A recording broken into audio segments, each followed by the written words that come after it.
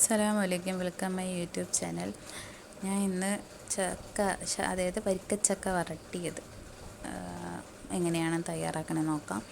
അതിന് നമുക്ക് നമ്മളെ കയ്യിലുള്ള എത്രയാണോ ആ ചക്ക എടുക്കുക. അതായത് ഞാൻ ഒരു ജാർ ചക്കയാണ് എടുത്തത്, മീഡിയം ടൈപ്പ് ജാർ ചക്കയാണ്. അപ്പോൾ എനിക്കൊരു ബൗള് ചക്ക അടിച്ചെടുത്ത പേസ്റ്റ് ഉണ്ടായിരുന്നു. പേസ്റ്റിന് ഒരുപാട് പേസ്റ്റ് അല്ല, ചെറിയ തരിയായിട്ടുള്ളതാണ് ഞാൻ എടുത്തിട്ടുള്ളത്. പിന്നെ 1/4 കിലോ ശർക്കര, അത്യാവശ്യം നമുക്ക് വേണ്ട വെള്ളം വെച്ച് ഉരുക്കിയെടുത്തതാണ്.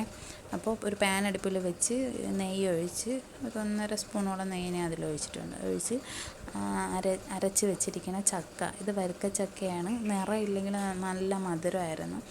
അപ്പോൾ അത് എടുത്ത് അരച്ചത് നമുക്ക് നെയ്യിലോട്ട് ഇട്ട് കൊടുത്ത് നന്നായിട്ട് നെയ്യുമായിട്ട് മിക്സ് ചെയ്ത് കൊടുക്കാം. അത് ആ പാത്രത്തിൽ കുറച്ച് ചക്ക ഉണ്ടായിരുന്നു, അതിൽ പറ്റിയിരുന്നു, അങ്ങനെ അതാണ് ഞാൻ കൈ കൊണ്ട് എടുത്തിട്ട് നന്നായിട്ട് മിക്സ് ചെയ്ത് കൊടുക്കുക.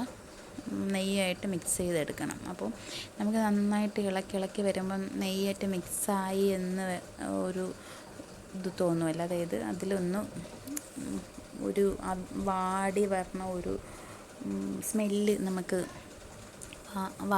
അതായത് ആവിയായിട്ടുമ്പോൾ നമുക്ക് ഒരു ചക്കയുടെ ഒരു മണം വരുമല്ലോ, അതുപോലെ സ്മെല്ല് വരും ഈ നെയ്യിൽ. ചക്ക ഒന്ന് അവിഞ്ഞ് വാടൽ വരുന്ന, അതായത് ആവിയേറി ഒന്നൊരിതായി വരണ ആ ഒരു ഇത് ആകുമ്പോൾ നമ്മൾ എന്തെങ്കിലും ശർക്കര ഉരുക്കിയത് അതിലോട്ട് ചേർത്ത് കൊടുക്കണം. ചേർത്ത് കൊടുത്ത് നന്നായിട്ട് അതുമായിട്ട് മിക്സ് ചെയ്ത് നോക്കുമ്പോൾ നിങ്ങൾക്കറിയാം അതിൽ ശകലം ചക്ക ഇങ്ങനെ ചക്കയുടെ ഒരു തരിതരിപ്പുണ്ടെന്ന്. ആ തരിതരിപ്പോടുകൂടി എടുക്കുമ്പം അതൊരു വേറൊരു ടേസ്റ്റായിട്ട് എനിക്ക് തോന്നി. പ്രത്യേക ഒരു വെറൈറ്റി ടേസ്റ്റ്. നമുക്ക് ചക്കയിട്ട് വരട്ടിയതാണെന്ന് നമുക്ക് തോന്നത്തില്ല. അപ്പോൾ ആ രീതിയിലാക്കി ഒന്ന് തിളച്ച് മുമ്പത്തേനേക്കാളും വെള്ളം, അതായത് ശർക്കരയുടെ വെള്ളം ഒന്ന് വറ്റി വന്നിട്ടുണ്ട്. ഇതിനേക്കാളും നന്നായിട്ട് കുറുകിയ രീതിയിൽ ആവണം. അതുവരെ നന്നായിട്ട് തീ കൂട്ടി വെച്ച് ആക്കിയാൽ നമുക്ക് പെട്ടെന്ന് ഇതാവും.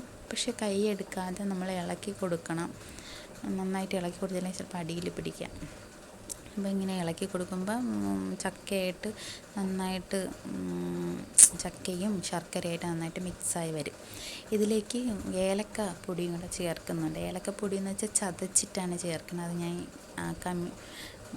ഇതിൽ വീഡിയോയിൽ മിസ്സായിപ്പോയി.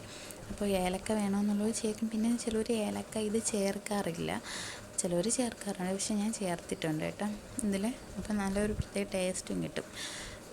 നന്നായിട്ട് വരട്ടി ചിലവർ ഹൽവ മാതിരി ആക്കി എടുക്കും. ഞാൻ ഒരുപാട് ഇതാക്കുന്നില്ല, കുറച്ചൊന്ന് അതിൻ്റെ ആ ഒരു ലൂസായിട്ടുള്ള ആ ഒരു ഇത് മാറുന്നത് വരെ മാത്രമേ ഞാൻ ഇളക്കിയെടുക്കുന്നുള്ളൂ. ഇപ്പം അതിനേക്കാളും വെള്ളം ഒരുപാട് മാറി.